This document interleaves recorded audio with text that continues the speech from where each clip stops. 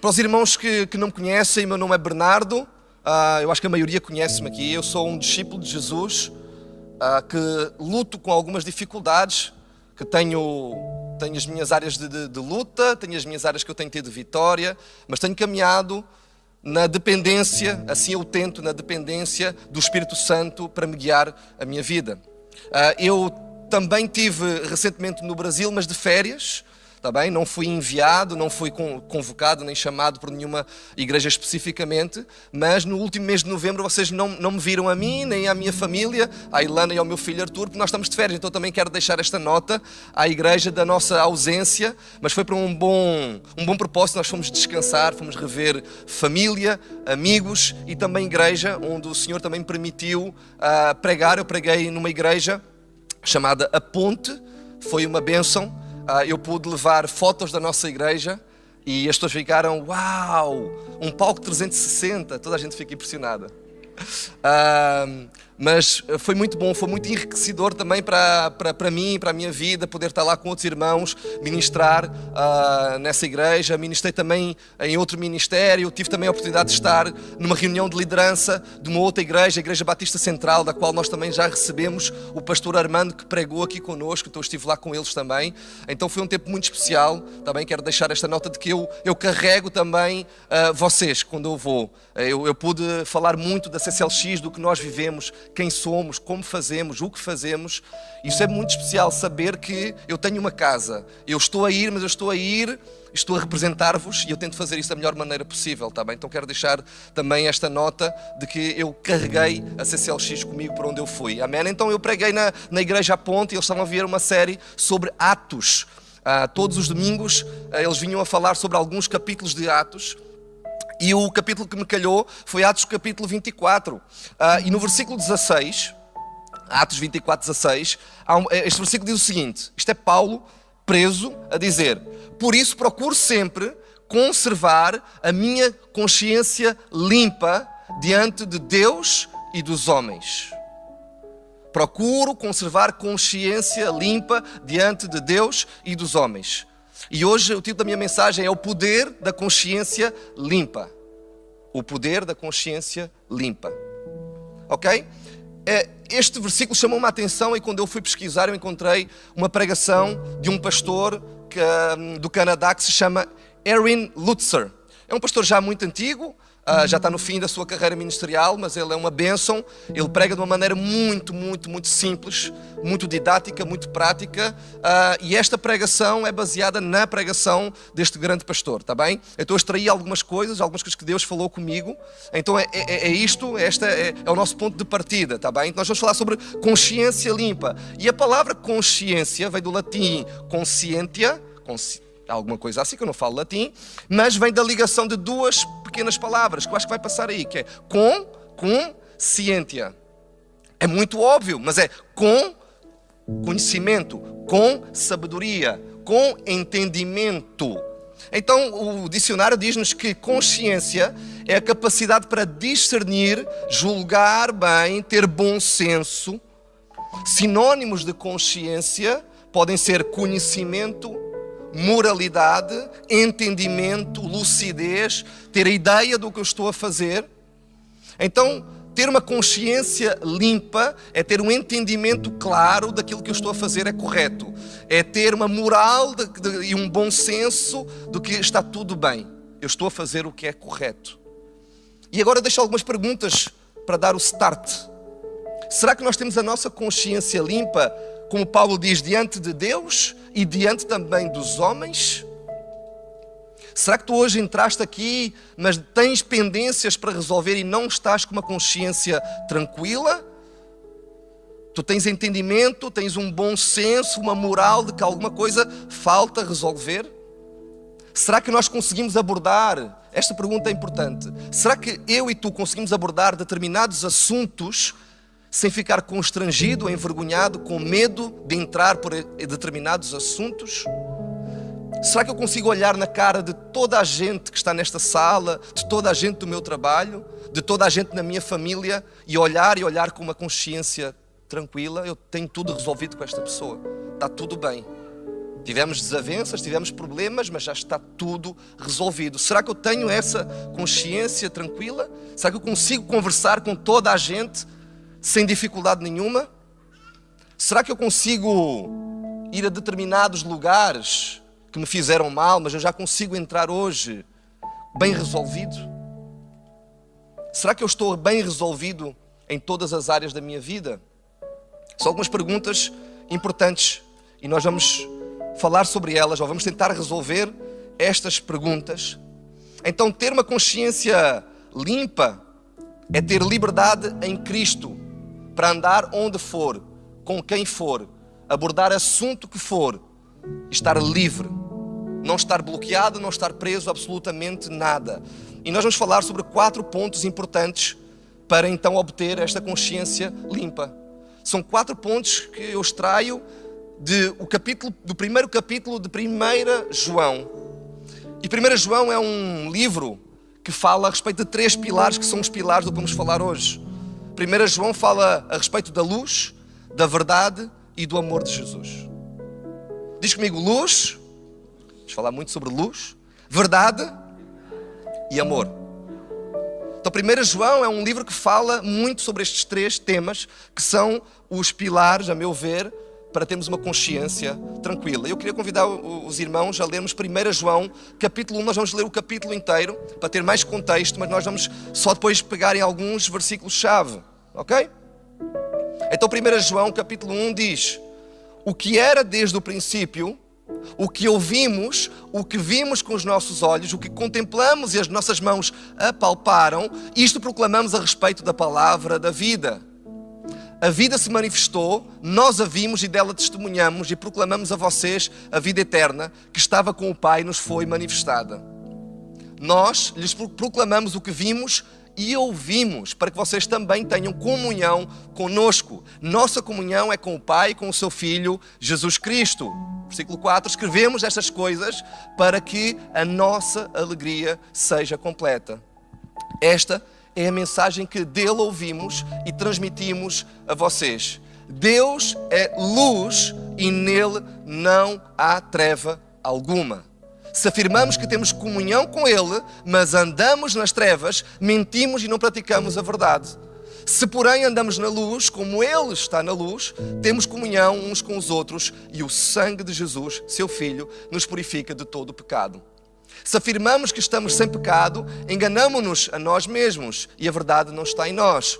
Se confessarmos os nossos pecados, ele é fiel e justo para perdoar os nossos pecados e nos purificar de toda injustiça. E versículo 10, se afirmamos que não temos cometido pecado, fazemos de Deus um mentiroso e a sua palavra não está em nós. Deus revela algo novo em nós. Revela algo novo através deste texto. Aquilo que está obscuro, que o Senhor traga à tua luz. Aqueles assuntos delicados que nós consigamos hoje desbloquear, resolver, entender aquilo que o Senhor tem para nós hoje, entender o teu chamado enquanto cristãos, de vivermos na luz, de vivermos na verdade e de vivermos no teu amor.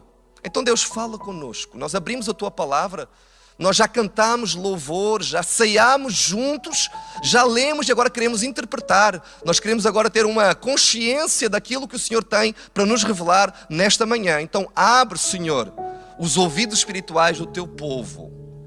Abre os nossos olhos para que possamos estar atentos para ouvir aquilo que tu tens para nós.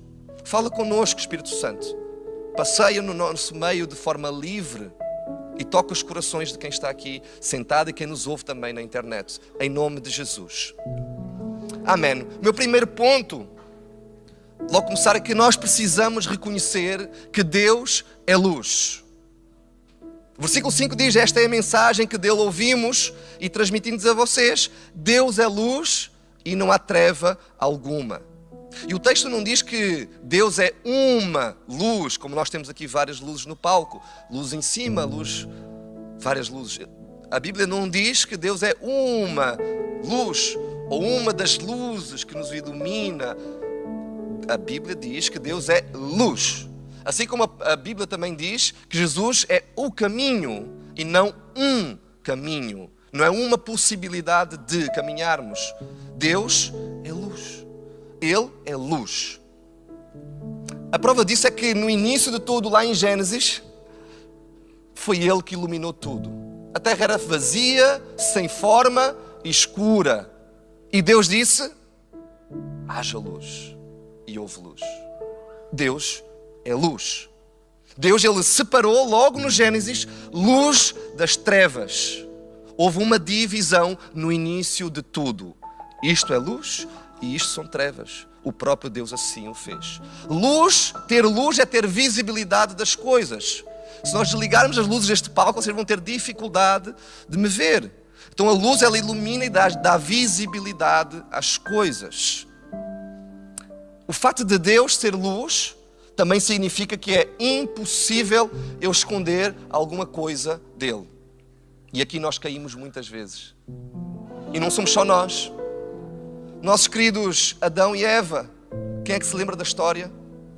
Quando eles comeram o fruto, Deus disse... Na verdade, eles ouviram os passos, a Bíblia diz que o homem e a mulher ouviram os passos do Senhor no jardim e esconderam-se atrás das árvores. Esconderam-se. E Deus disse: onde é que estás? Onde é que vocês estão? Ele disse: eu estava nu.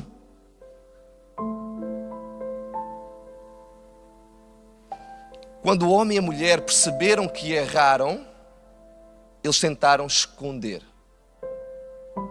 E isto não é um erro que ficou lá no Gênesis, isto é um erro que nós continuamos a cometer. Deus é luz, Ele vai iluminar tudo, é impossível esconder, mas eu e tu queremos esconder coisas de Deus e dos outros. Isso é fato. Deus não aceita a escuridão. Deus não tolera o pecado. E é isso que nós vamos falar a partir de agora, pecado. Se Deus é luz, Ele não tolera a escuridão, Ele não tolera as trevas, Ele não tolera o pecado. E isso é uma verdade que vai doer um bocadinho. Mas voltando para a história de Adão e Eva, Ele diz assim: mas quem é que te disse que tu estavas nu? E o que é que Ele diz? O que é que Ele faz? Ele transfere a culpa do seu erro para Eva. A mulher que me deste é que me deu de comer do fruto. E Deus vai tomar satisfação com Eva. Eva, que história é esta? Essa história do fruto que aconteceu. O que a Eva faz? Foi a serpente. Transferência de culpa. Coitada da serpente, já não teve tempo de culpar ninguém, porque ela era mesmo a culpada. Mas eu e tu, nós temos uma tendência, enquanto seres humanos caídos, pecaminosos, que vivemos numa sociedade, num mundo corrompido, de transferir a culpa e de esconder os nossos pecados. Por isso isto leva-nos para o meu segundo ponto, onde para eu ter uma consciência limpa, eu preciso entender que Deus é luz, Deus vai iluminar, vai revelar tudo. Não adianta eu querer esconder, Ele vai revelar. Então para eu ter a consciência limpa de que está tudo bem resolvido, eu tenho que entender, não. Ele é o Senhor, Ele ilumina tudo, Ele é a luz. E eu preciso reconhecer também que eu tenho pecado em mim. Isto é o meu segundo ponto. Nós precisamos reconhecer que nós temos pecado. Versículo 8 do texto que nós lemos diz: se afirmarmos que estamos sem pecado, enganamo-nos a nós mesmos e a verdade não está em nós. Se eu quiser dizer assim, não, eu não tenho pecado, estou a mentir. A verdade não está em mim, eu estou-me a enganar. João 3, 19 e 20 diz: este é o julgamento, a luz veio ao mundo, mas os homens amaram as trevas e não a luz, porque as suas obras eram más. Quem pratica o mal odeia a luz e não se aproxima da luz, temendo que as suas obras sejam manifestas. Temendo que as suas obras sejam manifestas. Vejam bem, o texto está a dizer assim: Jesus veio, a luz desceu, o próprio Deus encarnou, veio, e os homens amaram mais as trevas do que a luz. Os homens, eles rejeitaram o Senhor e amaram as obras das trevas. Nós temos pecado. Nós vivemos constantemente na luta contra o pecado. Romanos 5:8, antes de ler Romanos 5:8, que é um texto que eu particularmente sou muito fã, Eu até já pensei em tatuar literalmente este versículo, Romanos 5:8. Acho que é uma base da nossa vida cristã. Mas, para eu entender a graça e a misericórdia de Deus sobre a minha vida, eu preciso entender que eu estou com pecado e que Deus mesmo assim decidiu me salvar. Eu estou envolto em maus sentimentos, em maus desejos, em más práticas, e mesmo assim, o Senhor veio e me salvou. Romanos 5:8 diz: mas Deus demonstra o seu amor por nós, Cristo morreu em nosso favor quando ainda éramos pecadores. Então, eu e tu, nós somos pecadores e mesmo assim o Senhor Jesus morreu por mim e por ti. Isto é graça, isto é misericórdia. Amém? E quando eu entendo este versículo, quando eu olho para este versículo, ok, isto faz sentido. É isto, eu preciso disto. Algo novo tem que acontecer em mim. Quando eu entendo que eu sou pecador e o Senhor morreu por mim, morreu em meu favor, mesmo eu sendo podre, mesmo eu não valendo nada, agora eu começo um novo caminho. E eu tenho 2 palavras para este novo caminho, que eu espero que tu estejas também nessa trilha comigo. É o caminho da reconciliação e o caminho da restauração. Não adianta eu dizer a mim mesmo, eu sou pecador, e ficar-me a culpar. E ficar preso por isso, eu sou pecador, então eu não mereço. Eu vou para o chão e vou ficar lá no chão. Eu vou para o fundo do poço e vou ficar lá preso, e isso é do diabo. Eu preciso entender a graça de Jesus que me alcançou, e assim há uma reconciliação com o Pai. E há um novo caminho de restauração. E por isso faz sentido eu entender que eu sou pecador e Ele é justo. Amém? O mundo não tem entendido isso. O mundo não tem entendido e reconhecido que há pecado e que há necessidade de reconciliação com Deus e há necessidade de restauração. Por isso é que o mundo continua a se destruir. O mundo é sujo, o mundo é corrupto, o mundo é injusto, falível, mentiroso, deturpa tudo, inclusive os prazeres que se diz por aí que são prazeres, mas são ocos, vazios, em satisfação. E como é que o mundo tem nos ensinado a lidar com o pecado, com as trevas, com a escuridão, como Adão e Eva a esconder?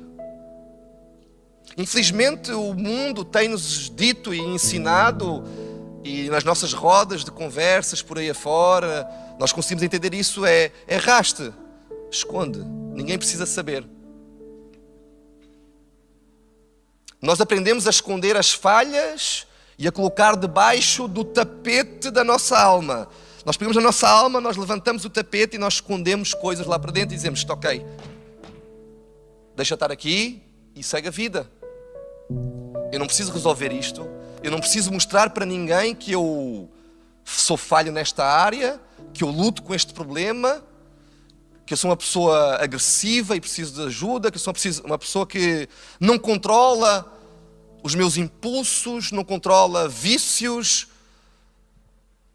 O mundo tem ensinado que o homem tem que ser forte, o homem tem que ser macho, tem que ser bruto mesmo, tem que liderar pela autoridade em casa, quem manda aqui sou eu.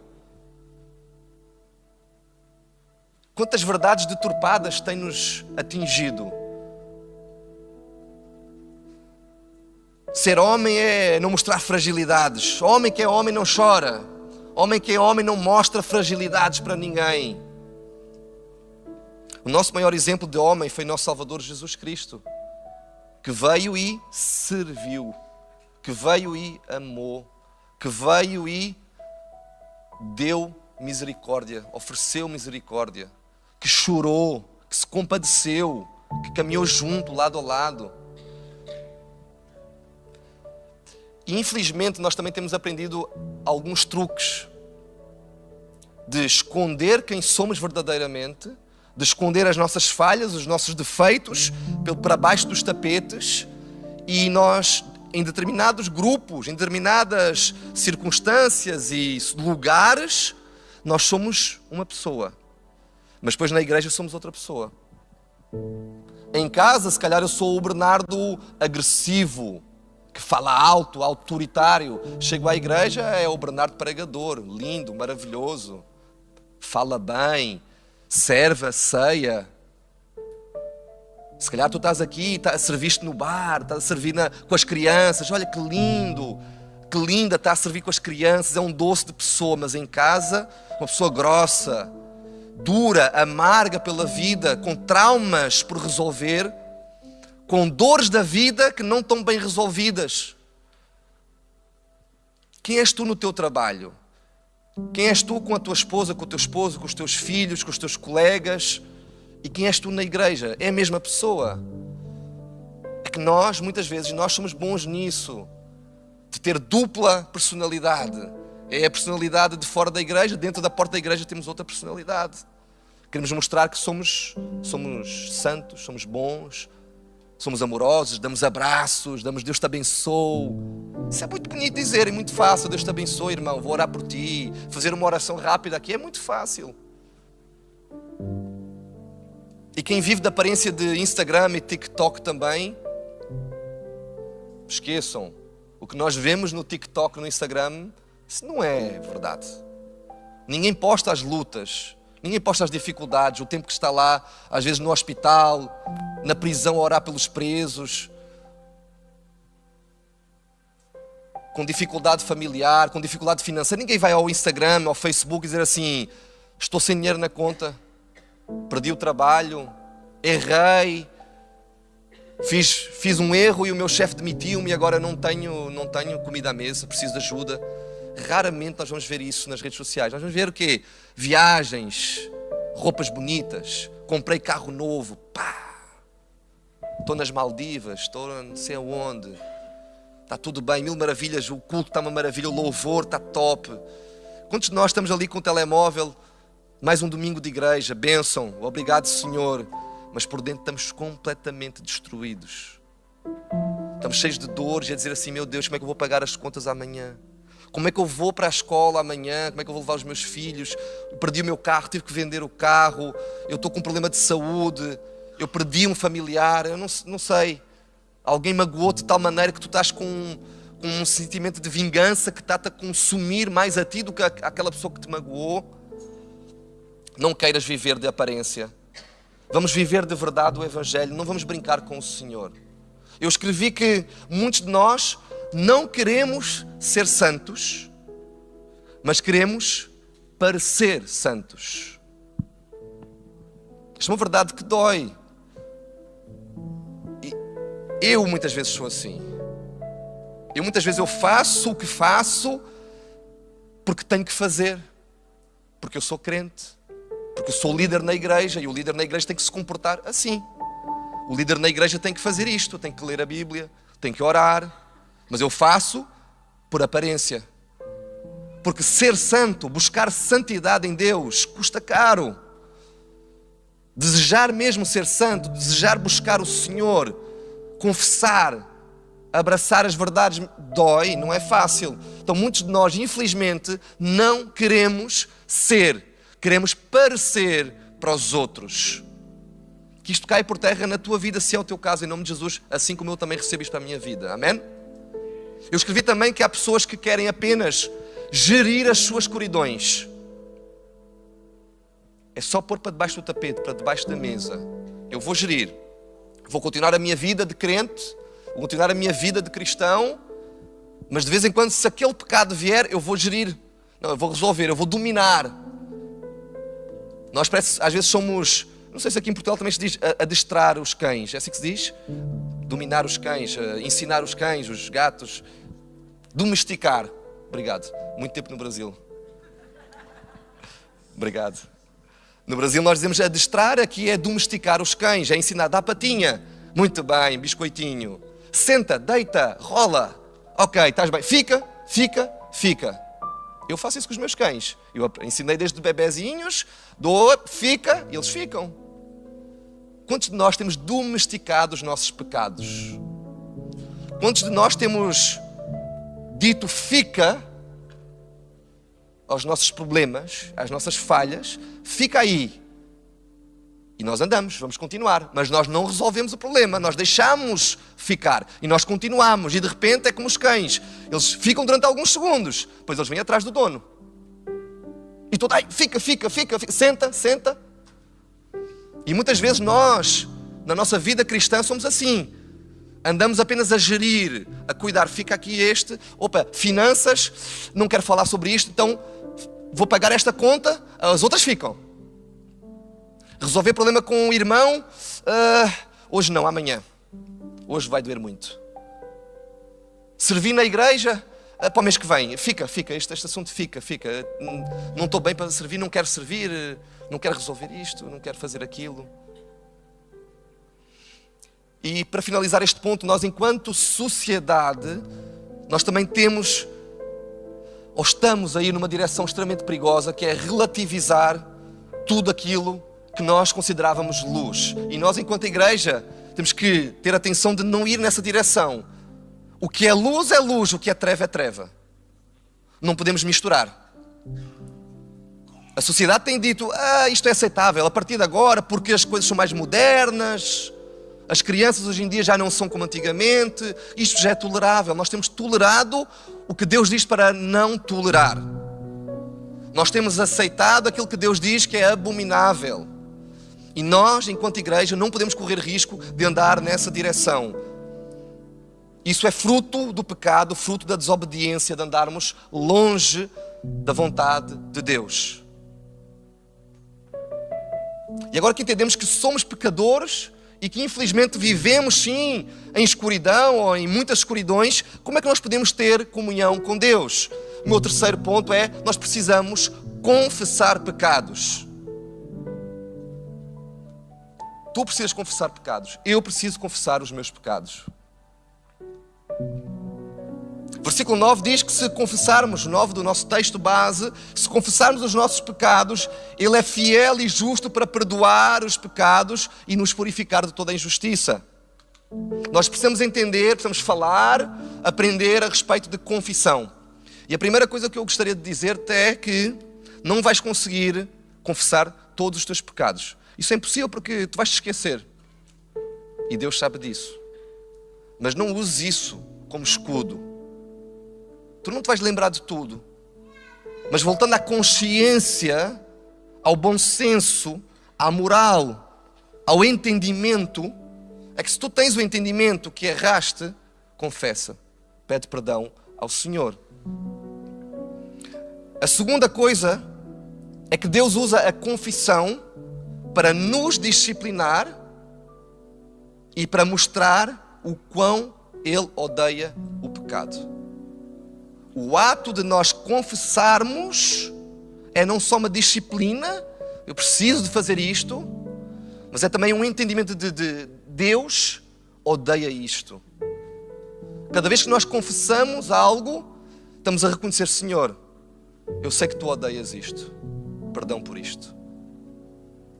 Confessar pecados significa que nós concordamos com Deus que aquilo não é bom, que aquele pecado não me faz bem, que aquilo não é compatível com a vida do Filho de Deus. Eu escrevi que confessar pecados é uma concordância com a santidade de Deus.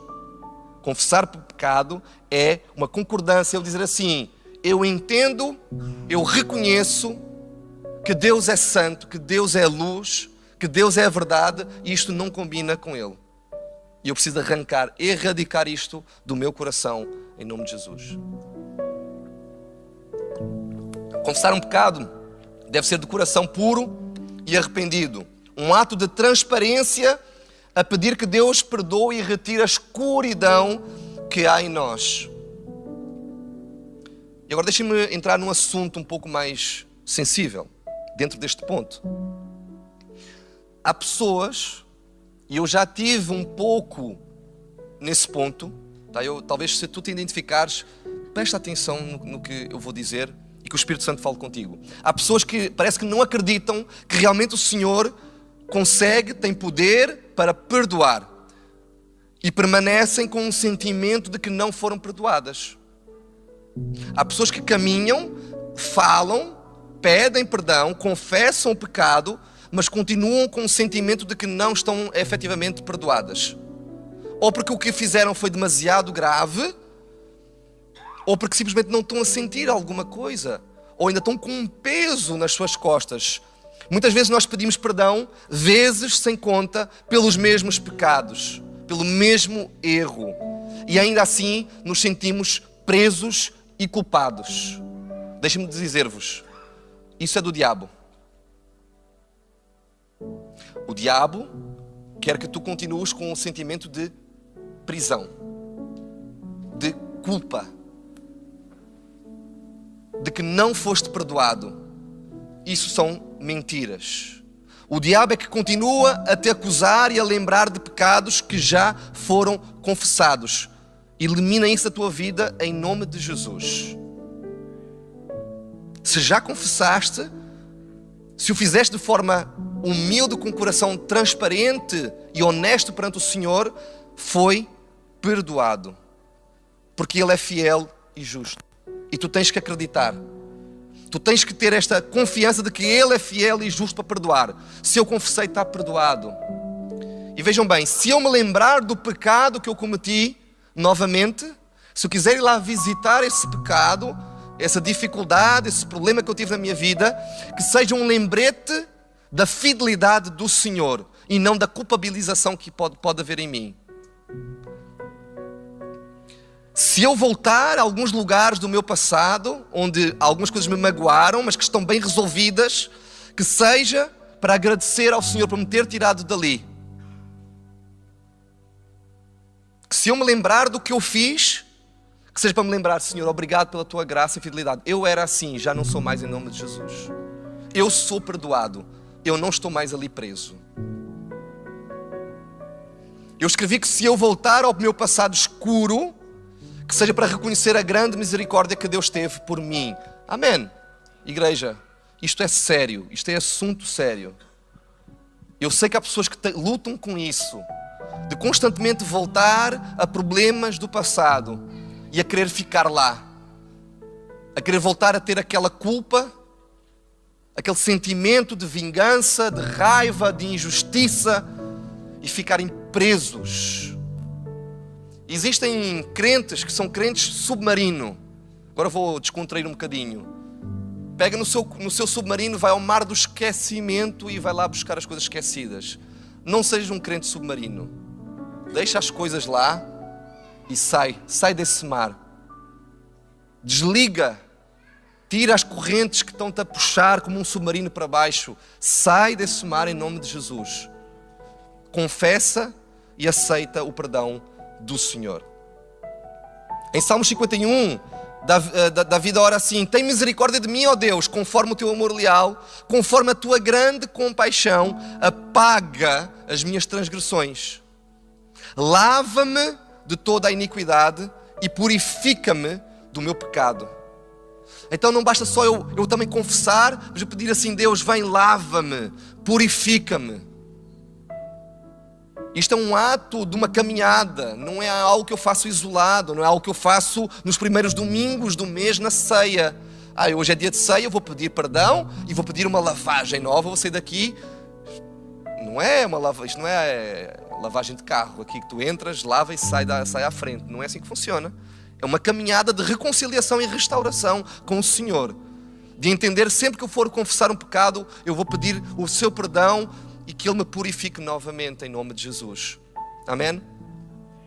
Para acabar este ponto, eu vou ler mais 2 versículos, estão em Hebreus, não precisas abrir, que diz o seguinte: ora, se o sangue de bodes e touros e as cinzas de uma novilha espalhadas sobre os que estavam cerimonialmente impuros os santificavam. Isto era a forma de purificação de pecados do Velho Testamento. De forma que se tornavam exteriormente puros, quanto mais o sangue de Cristo, que pelo Espírito Eterno se ofereceu de forma imaculada a Deus, purifica a nossa consciência de atos que conduzem à morte, para que sirvamos ao Deus vivo. O sangue de Jesus purifica a nossa consciência. O sangue de Jesus tem poder para te perdoar e purificar a tua consciência dos teus atos que conduziam à morte ou conduzem à morte, para que agora possas servir ao Deus vivo de uma forma pura. Meu último ponto é que nós, efetivamente, agora precisamos então andar na luz.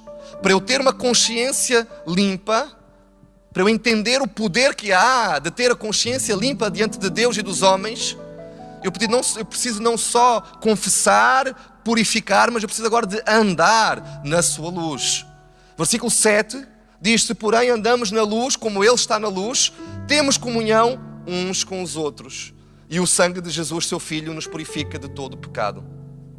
Então, para termos comunhão com Jesus e com os irmãos, nós precisamos andar na luz. Andar na luz é andar com Jesus, é caminhar de acordo com a sua palavra, é caminhar de acordo com os seus mandamentos, é procurar entender o que este livro diz, é ter intimidade com Ele.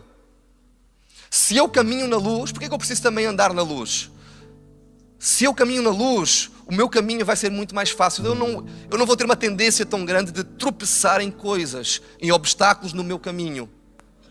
Porque a luz do Senhor vai iluminar e eu vou saber andar. Não, é por aqui, tem um buraco aqui, eu vou me afastar.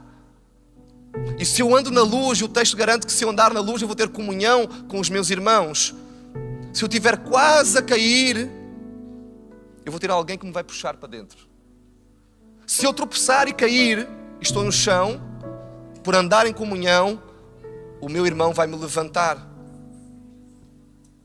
Então é necessário que nós andemos na luz e permanecemos também na sua luz. Porque se eu permanecer na sua luz, eu vou ter maior clareza daquilo que eu estou a fazer, das decisões difíceis que eu tenho que tomar. Pede para Deus iluminar o teu caminho nas decisões. Estás com um problema para resolver com alguém?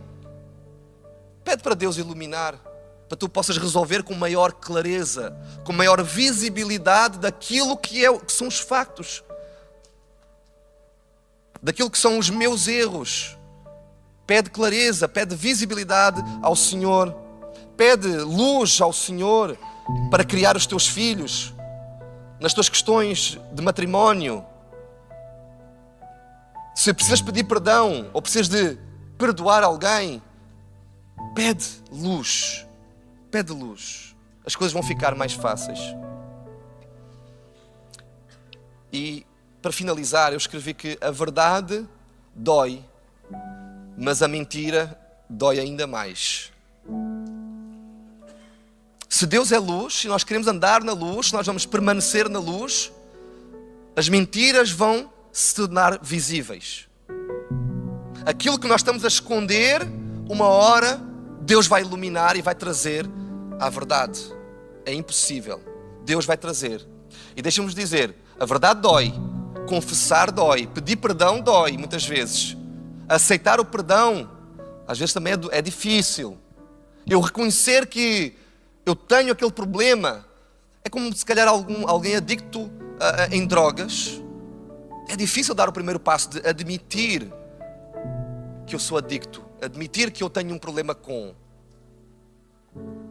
Se eu tenho problema com álcool, se calhar o primeiro passo vai ser o mais difícil. Eu não quero admitir sequer, porque a verdade vai doer. Então eu sou assim mesmo. A verdade vai doer. Mas a mentira, a escuridão, o deixar obscuro vai doer mais ainda. Porque quando vier, aí vai fazer muito mais moça. Quando vier a verdade, vai doer muito mais. Então, quanto mais vezes tu colocas coisas para debaixo do tapete, quantas mais vezes tu dizes ao teu cãozinho de estimação do pecado, fica, vai ser cada vez mais difícil dominares este cão. Eu ouvi ontem mesmo, esta ilustração de uma pessoa que disse assim: quanto mais alto eu estou na montanha, quanto mais eu subo na montanha, maior é o caminho para descer. Mais difícil, mais quilómetros vou ter que percorrer. E muitas vezes, se eu estou tão alto, eu começo a descer, eu vou cair e vai ser uma desgraça. Então não deixes os teus problemas, Não deixes os teus vícios, os teus traumas, as tuas vinganças, as tuas coisas que tu tens contra alguém, muito tempo lá em baixo. Porque então vai ser uma montanha cada vez mais difícil de descer. Quanto mais rápido, quanto mais baixo estiveres na tua montanha para resolveres, vai doer menos. E Deus quer resolver coisas hoje aqui em nome de Jesus. Tudo aquilo que tu tens mantido na escuridão e estás com medo de trazer à luz, hoje Deus está-te a dizer assim: confessa, traz à luz, tira de debaixo do tapete. Porque quanto mais tu deixares no tapete da tua alma, mais dor vai gerar. O tapete das nossas almas, ele não é muito grande, ele não aguenta muito, acreditem. Nós começarmos a pôr aqui coisas de baixo, pó, ok, pó vai, uns pelos de cão, até vai. Agora mete um sofá aqui de baixo, o tapete não vai aguentar. Mesma forma é com as nossas almas, é com o nosso coração. Coisinhas pequenas, até nós conseguimos começar a colocar lá. Mas quando os elefantes começam a chegar, já não há espaço, tu vais arrebentar.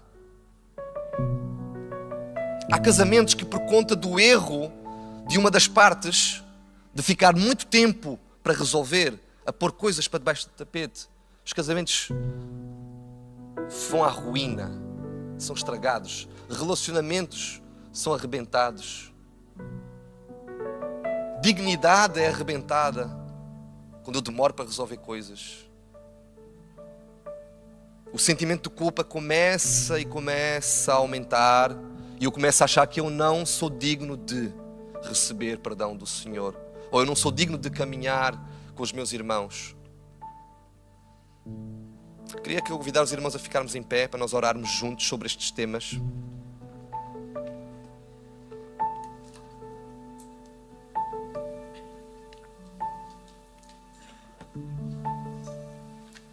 Quero relembrar estes 4 pontos para a nossa vida. Que para eu ter uma consciência limpa, para eu andar com o Senhor, andar com os meus irmãos com convicção, com liberdade de abordar assuntos difíceis, de falar com pessoas, de ir lá fundo, resolver alguma coisa que ainda possa estar por resolver. Eu preciso reconhecer que o Senhor é a fonte de luz. Ele vai iluminar tudo. Não te escondas da presença de Deus como Adão e Eva fizeram. Não cometas mais esse erro. O segundo ponto é: eu preciso reconhecer que eu sou pecaminoso, eu tenho pecado. Eu tenho tendência a errar com o Senhor e eu preciso confessar os meus pecados. Preciso trazer à luz e dizer: Senhor, eu cometi isto. Perdoa-me, lava-me e purifica-me. E eu preciso permanecer na sua luz para ter comunhão com Deus e com os irmãos. Queria te convidar a fechar os olhos e eu vou fazer uma oração e depois eu quero dar alguns minutos para tu também falares com o Senhor, só tu e Ele, está bem?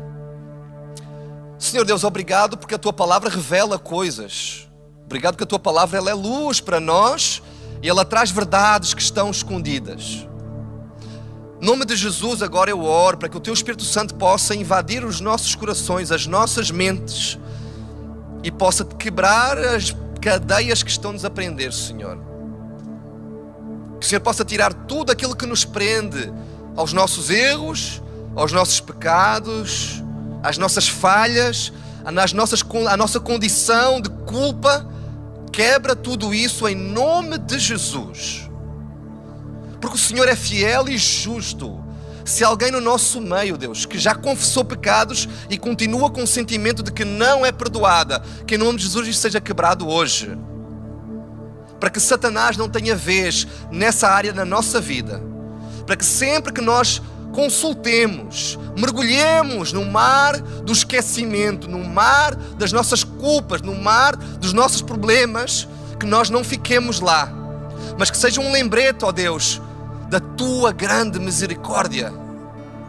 Para que sempre que eu me lembrar do meu passado, daquilo que eu fiz de errado com alguém, para que seja um lembrete, ó Senhor, de onde o Senhor me tirou e de onde o Senhor me colocou, em nome de Jesus. Então tira, Senhor, tira o sentimento de culpa do Teu povo.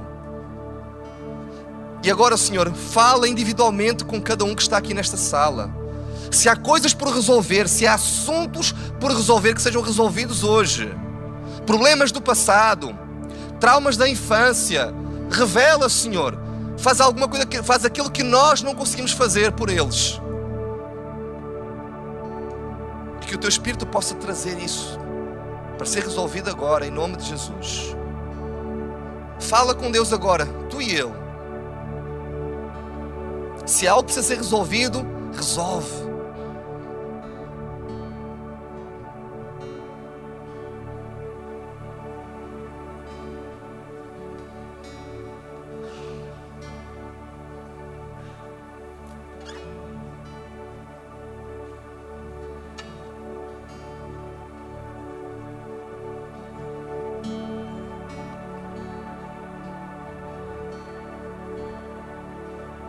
Ainda todos com os olhos fechados. Se tu queres oração por alguma coisa que tu estás a sentir e tu não estás a conseguir controlar isso dentro de ti, tu precisas que alguém ore por ti. Eu preciso, está a doer. Eu preciso da comunhão, eu preciso da ajuda dos irmãos. Nós estamos aqui por ti. Se tu precisas de oração, levanta a tua mão que alguém vai chegar e vai orar por ti. Faz isso, levanta a tua mão. Eu preciso de oração, eu quero oração. Algum líder vai chegar. Temos pessoas levantadas aqui.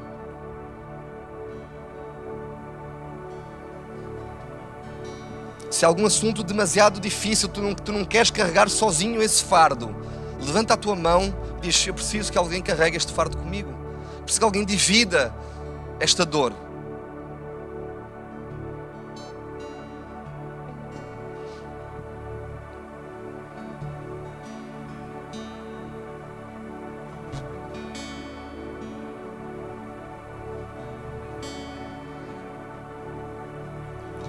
Obrigado, Senhor, por onde Tu me tiraste. Obrigado porque se eu olhar para trás, eu vejo a Tua mão. Eu vejo a Tua graça. Eu vejo o Teu amor.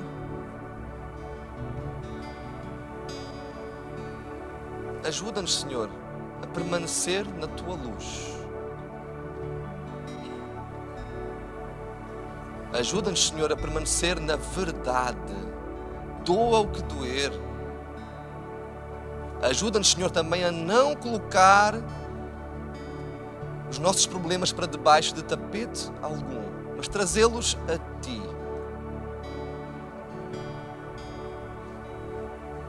Ajuda-nos, Senhor, a andar em reconciliação e restauração em Ti. Ajuda-nos, Senhor, também a sermos corajosos para confessar os nossos pecados. Revela pecados que nós não estamos a lembrar-nos agora. Que possamos ter essa capacidade, Senhor, de entender que nós precisamos colocar para fora, em concordância de que o Senhor é santo, que o Senhor é puro, que o Senhor é a luz, e que a luz não é compatível com as trevas. Dá-nos esta consciência de que o Senhor abomina o pecado. Ajuda-nos, Senhor, a não parecer santos, mas a sermos santos. A buscar santidade em Ti, a aprender nas Tuas Escrituras o que significa ser santo.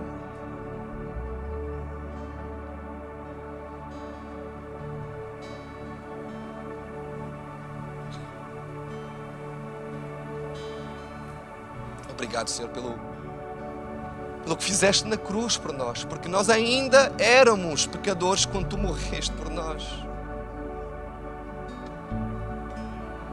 Nós ainda somos pecadores e precisamos da Tua cruz todos os dias.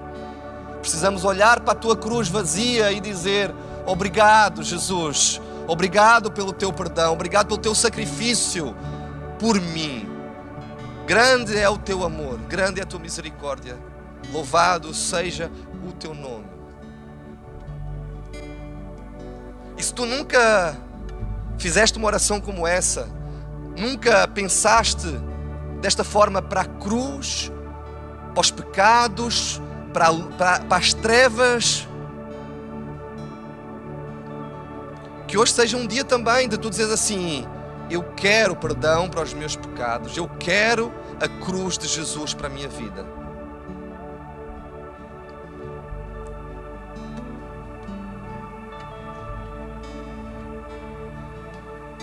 Obrigado, Jesus. Abençoa o teu povo. Ministra, continua a ministrar esta palavra, a ecoar esta palavra nos nossos corações, no restante deste culto e no restante desta semana. Continua, Senhor, a revelar aquilo que nós precisamos resolver em nós. Nós glorificamos o teu nome porque nós sabemos que o Senhor está aqui.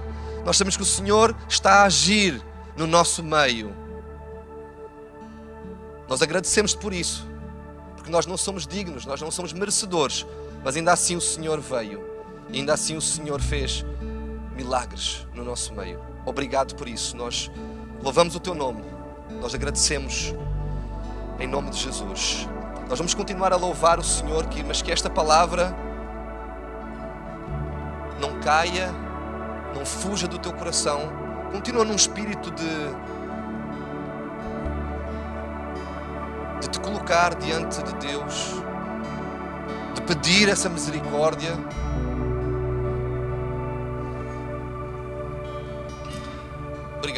Obrigado Jesus. E obrigado a vocês por me ouvirem. Espero que tenha sido bênção na tua vida. Guarda estas palavras e vamos louvar juntos.